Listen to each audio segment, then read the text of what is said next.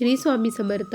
वर्णिता समर्थांचे गुण, नाना दोष होती दहन, सांगता वाचता व्यक्ता वक्ता श्रोता दोघेही. किती सुंदर ओवी स्वामींनी आपल्या स्वामीचरित्रात सांगितलं आहे.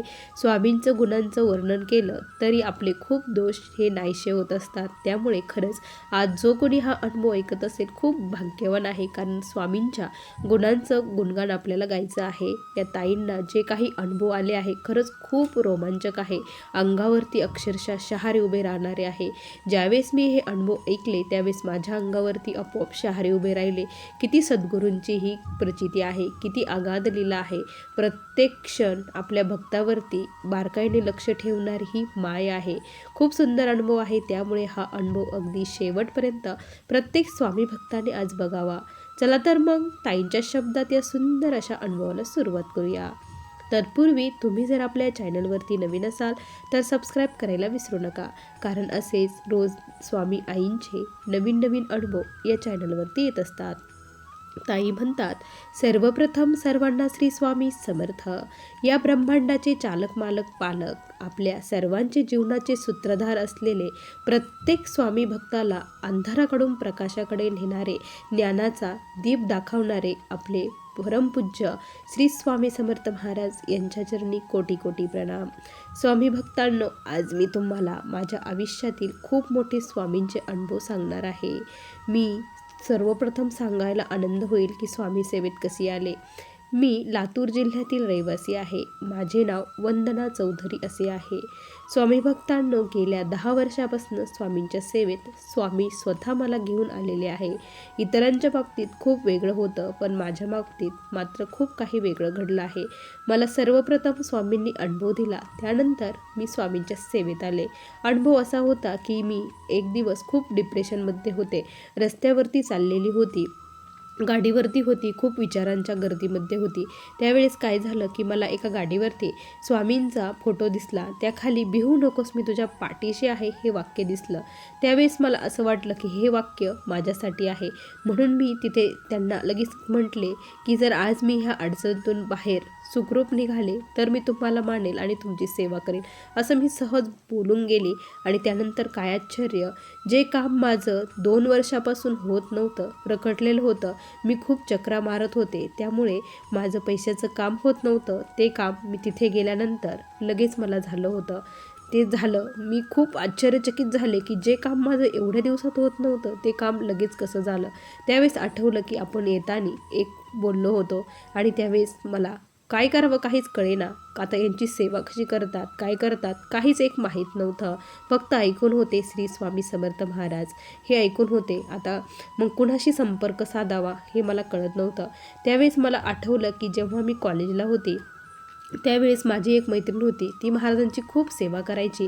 ती मला खूप सांगायची, पण त्यावेळेस मी कधीच स्वामींचं केलं नाही. त्यावेळेस मला तिची खूप आठवण झाली. मग मी एका मैत्रिणीकडून तिचा नंबर घेतला, तिला फोन केला आणि मग तिला सेवेविषयी विचारू लागली, कसं करायचं, काय करायचं. तर ती म्हटले की किती आनंदाची गोष्ट आहे की महाराजांनी देखील तुला सेवेमध्ये घेतलं, कधी का होईना तुला माझी आठवण आली. मग तिने सांगितलं की सुरुवातीला फार काही करू नको, सुरुवातीला महाराजांचं चरित्र वाचायला सुरुवात कर, नामस्मरण करायला सुरुवात कर, त्यानंतर कालभैरवाष्टक घरामध्ये घ्यायला सुरुवात कर, तारक मंत्र घे, अशा सेवा हळूहळू सुरू कर. तू माझ्या घरी ये, मी आत्ताच श्रीपाद श्रीवल्लभ पारायण करत आहे, हे पारायण करत आहे, या पारायणाची सांगता आहे, सांगतेच्या दिवशी तू माझ्या घरी जेवायला येशील का. तिने मला असं समोरून विचारलं. आणि आता दत्तप्रभूंचं होतं, महाराजांचं होतं, त्यामुळे मी नाहीही म्हणू शकत नव्हते. मलाही काहीतरी शिकायला मिळेल असं मला वाटलं. तर मी तिला म्हटलं ठीक आहे मी येते, म्हटलं मिस्टरांना विचारते आणि येते. त्यानंतर मग काय झालं स्वामी भक्तांनो की तिचा मला नंतर फोन नाही आला. आणि मग मी मिस्टरांना विचारलं, मिस्टर म्हणे तुझी इच्छा असेल तू जाऊ शकतेस, असं माझं काही नाही की तू जाऊ नको म्हणून. मग मी तिच्या घरी जाण्यासाठी निघाले. घर माहीत नव्हतं, मग तिला कॉल केला, तिने सर्व पत्ता वगैरे मला टाकला. मी तिथे गेले. तिच्या घरी गेल्यानंतर स्वामी भक्तांनो जणू काय मी स्वर्गातच आली असं मला वाटत होतं. इतकं दिव्य वातावरण, इतकं छान वातावरण घरामध्ये होतं, पूर्णपणे स्वामीमय वातावरण झालेलं होतं. घरामध्ये स्वामींचे गाणे चालू होते. धूपदीपाचा वास दरवळत होता. महाराजांचं खूप तिने फुलाने असं खूप देवघर गच्च सजवलेलं होतं.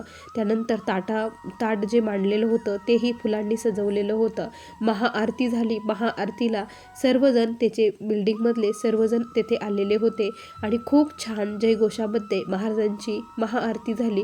ते बघून माझ्या डोळ्यातून आपोआप पाणी गळू लागलं होतं. खूप पाणी डोळ्यातून येत होतं. हे अश्रू का बरं येत आहे मला कळत नव्हतं. खूप हृदय भरून येत होतं. खूप छान वाटत होतं. ते प्रसाद घेतला आणि तो प्रसाद घेऊन मी खूप धन्य झाल्यासारखं वाटलं. तू हे काय केलं, कसं पारायण आहे, काय आहे, खूप कुतूहल मला वाटू लागलं. हे पारायण मलाही करण्याची खूप इच्छा झाली आहे. कसं करायचं मला सांग, मी हे पारायण अशाच प्रकारे करेन असं मी तिला म्हटले. आणि मग तिने सांगितलं की हा श्रीपाद श्रीवल्लभ ग्रंथ आहे, खूप महान ग्रंथ आहे. यामध्ये श्रीपाद प्रभूंनी म्हणजेच दत्तप्रभूंनी म्हणजेच स्वामी आपल्या आईने ज्या काही लीला केल्या आहेत त्या सर्व लीलांचे वर्णन आहे. जीवन कसे जगावे, कसं माणसाने राहावं, काय करावं, काय खावं, काय पिवा, कधी करावं, हे सर्व गोष्टी या ग्रंथामध्ये आहे. आणि हा ग्रंथ ज्याच्या आयुष्यामध्ये येतो त्याच्या जीवनाचं सोनं झाल्याशिवाय राहत नाही. जो भक्त निष्ठेने या ग्रंथाचे पारायण करेल, कुठलीही आयुष्यामध्ये समस्या असो त्याचं निवारण झाल्याशिवाय राहत नाही असं ती मला म्हटली. आणि मग मी तिला म्हटलं की मला पण हा ग्रंथ पाहिजे आहे. तर ती म्हणे मठामध्ये आहे. मी तुझ्यासाठी नित्यसेवा, स्वामीचरित्र, माळ, दुसरे, दुर्गा सप्तशती वगैरे सर्व काही ग्रंथ तिने माझ्यासाठी आणले होते. मग मी ते ग्रंथ घेतले आणि आम्ही दोघीही मग त्या दिवशी मठामध्ये दुपारी गेलो. मी दिवसभर तिच्या घरीच होते. मठात गेलो, तिथेही खूप छान वाटलं. श्रीपाद श्रीवल्लभ ग्रंथ घेतला. त्यानंतर गुरुचरित्र ही ग्रंथ घेतला. घरी आले आणि माझ्याही घरात असं कधी होईल मला असं वाटू लागलं. मलाही सेवा अशाच करावे लागेल असं वाटायचं. आयुष्यात अडचणी, प्रॉब्लेम खूप म्हणजे खूप होते. त्या दरम्यान काय झालं की माझे मिस्टर हे सरकारी जॉबला होते. त्यांच्यावरती खोटा आरोप करण्यात आला. ज्या दिवशी हा खोटा आरोप आला त्याच दिवशी हे ग्रंथ माझ्या घरात आले होते की त्यांना नोकरीवरून काढून टाकलं असं माझे मिस्टर म्हटले. त्या दिवशी सर्वत्र खूप दुःखमय वातावरण होतं. दिवसभर खूप छान गेला आणि रात्री अशी वार्ता मिळाली. हे का बरं घडलं आहे मलाही कळत नव्हतं. मी खूप रडली की महाराज हे काय झालं, म्हटलं की असं आता कसं जीवन जगायचं, आता यांचं जर पगारच बंद झाली तर काय करायचं, असं खूप आलं. मैत्रिणीला कॉल केला की असं असं घडलं आहे. ती म्हणे हे बघ महाराज परीक्षा घेतात, टेन्शन घेऊ नको, काळजी करू नको. श्रीपाद श्रीवल्लभ ग्रंथ घरात नेला आहे त्यामुळे काहीच होणार नाही. तू निष्काम भक्तीने प्रार्थना कर महाराजांना आणि सेवा सुरू कर, बघ काय होतं ते, असं तिने सांगितलं. तिच्यावरती विश्वास ठेवला, महाराजांवरती विश्वास ठेवला आणि मग मीही करायचं ठरवलं. म्हटलं की आता गुरुवार येणारच आहे तर गुरुवारी पारायण सुरुवात करूया. त्यामुळे मी ग्रंथ वरतीच असा ठेवून दिलेला होता. देवघरात काही ठेवला नाही. म्हटलं वरतीच ठेवावा, पूजा वगैरे करावी आणि मग वाचन करायला सुरुवात करावं.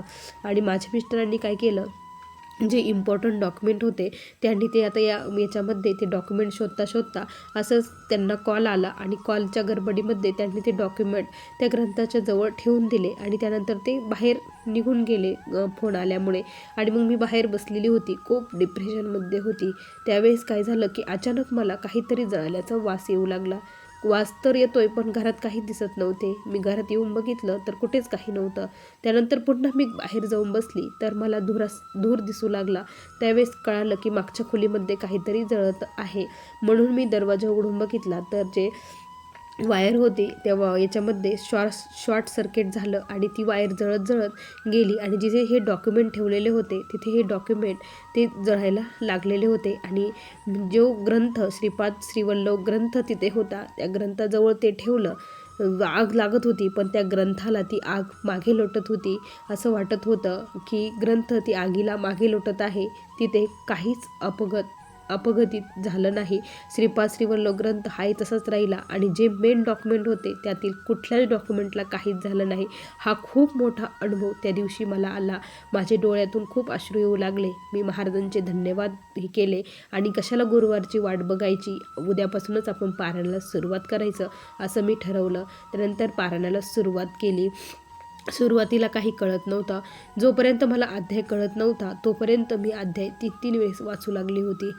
ज्यावेळेस पहिला अध्याय वाचला त्यामध्ये व्याघ्रेश्वराला महाराजांनी जी कृपादृष्टी बघितली आणि सांगितलं की तुझ्या पूर्वकर्मामुळे तू वाघांना खूप शिक्षा करत होता, त्यामुळे तू ह्या जन्मी वाघ बनला आहे.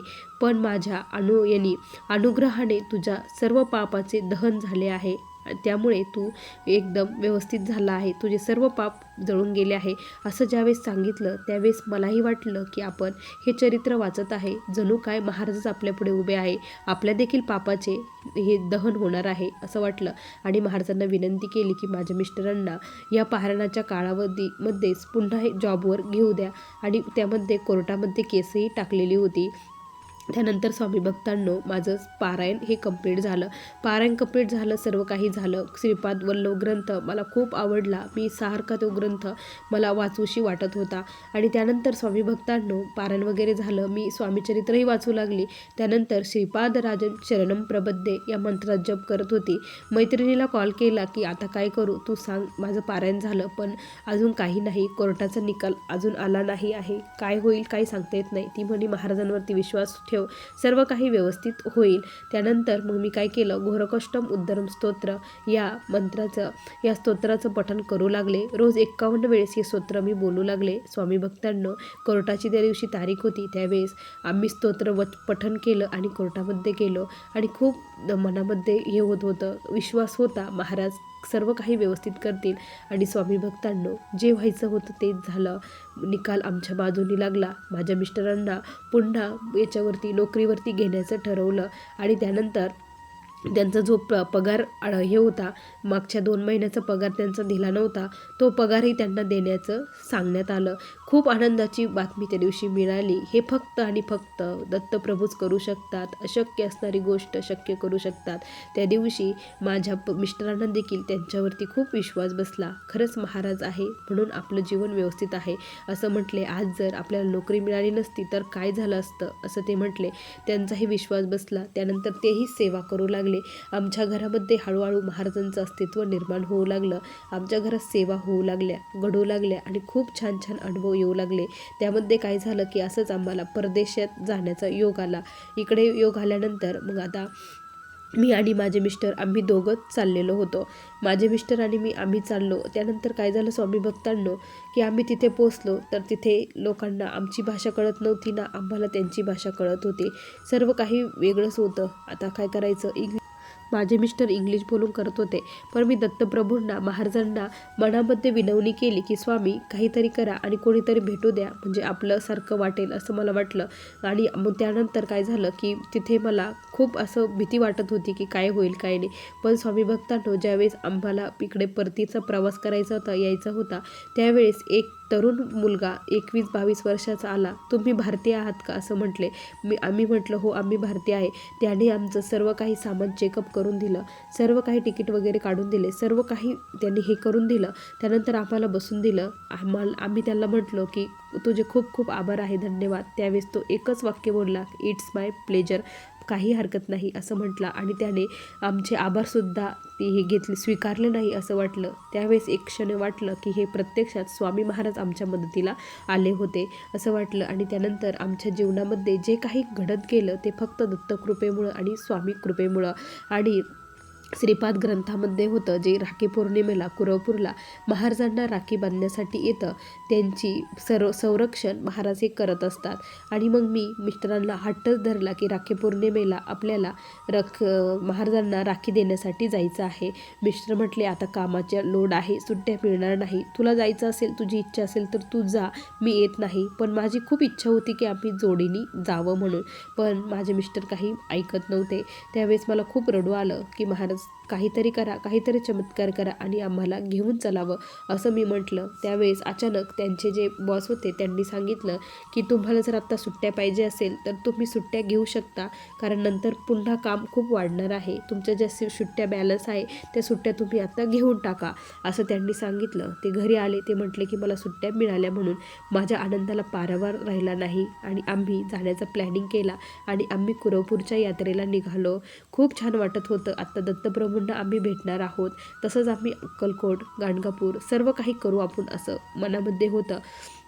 कुरपूर गेलो, पिठापूरला गेलो. त्यानंतर पिठापूरला जेव्हा आम्ही गेलो तेव्हा श्रीपाद श्री वल्लभांनी ज्या काही बाललीला केलेल्या आहे आणि विशेष म्हणजे ज्या श्रीपाद प्रभूंनी जिथे अवतार धारण केला, जिथे त्यांचं घर होतं, तिथेच हे मंदिर स्थापन करण्यात आलं आहे. तिथेच या पादुका आहे, त्यांची मूर्ती आहे, नृसिंह सरस्वतींची मूर्ती आहे.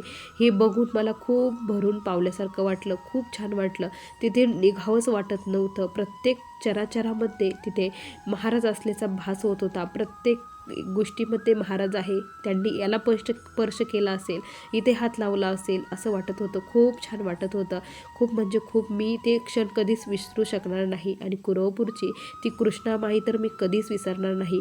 कृष्णामाईचं पाणी इतकं काळंभोर, इतकं छान आहे की ते पाणी आपण जर बघितलं तर इथून उठावंच नाही असं वाटतं.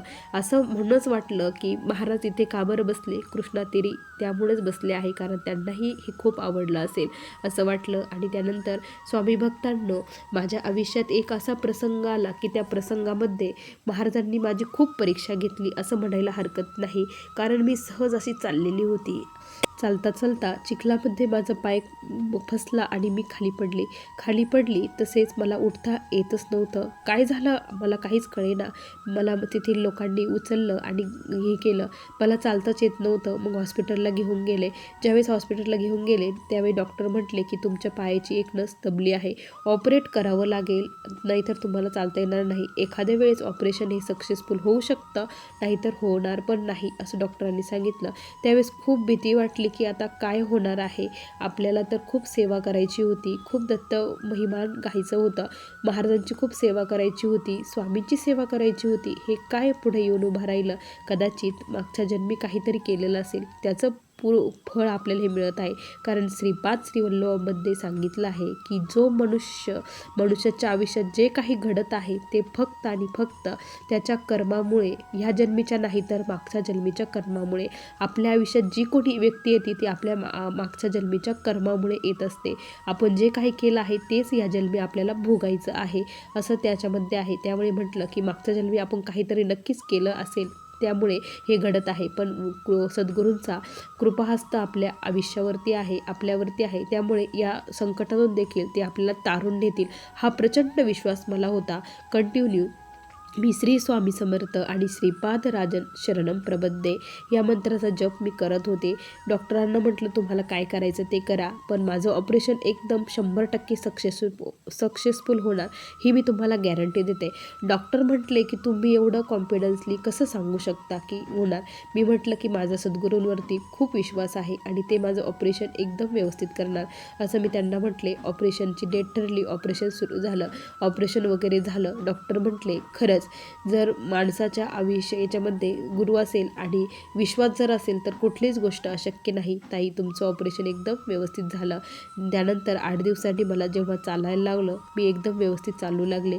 त्यावेळेस डोळ्यातून आनंद अश्रू वाहू लागले. महाराजांवरती ठेवलेला विश्वास खरा झालेला होता. आणि त्यानंतर स्वामी भक्तांनो, महाराजांनी एका महिन्यातच एकदम ठणठणीत मला व्यवस्थित बरं केलं. आणि त्यानंतर पुन्हा एकदा नव्याने सेवेला लागले. सेवा सुरू झाली. एकच इच्छा होती की आता मांडे घालून खाली बसता येत नव्हतं, पण मी महाराजांची सेवा सोडली नाही. जरी वरती बसते, खुर्चीवर बसते, आसन घेते, मग बसते आणि मग सेवा सुरू करते, सेवा करते. स्वामी भक्तांनो, एकच म्हणावंसं वाटतं जाता जाता की जे काही कराल ते मनापासून करा. कारण जेव्हा सुरुवातीला सेवेमध्ये येतो फार काही माहीत नसतं. आपण खूप अंतःकरणापासून, मनापासून महाराजांना आळवत असतो, सेवा करत असतो, दुःख कमी करण्याची मागणी करत असतो. योग्य वेळ आल्यानंतर महाराज ते पण करतात. फक्त श्रद्धा, भाव, विश्वास हा खूप महत्त्वाचा आहे. त्यामुळे शेवटच्या श्वासापर्यंत महाराजांवरती विश्वास ठेवा.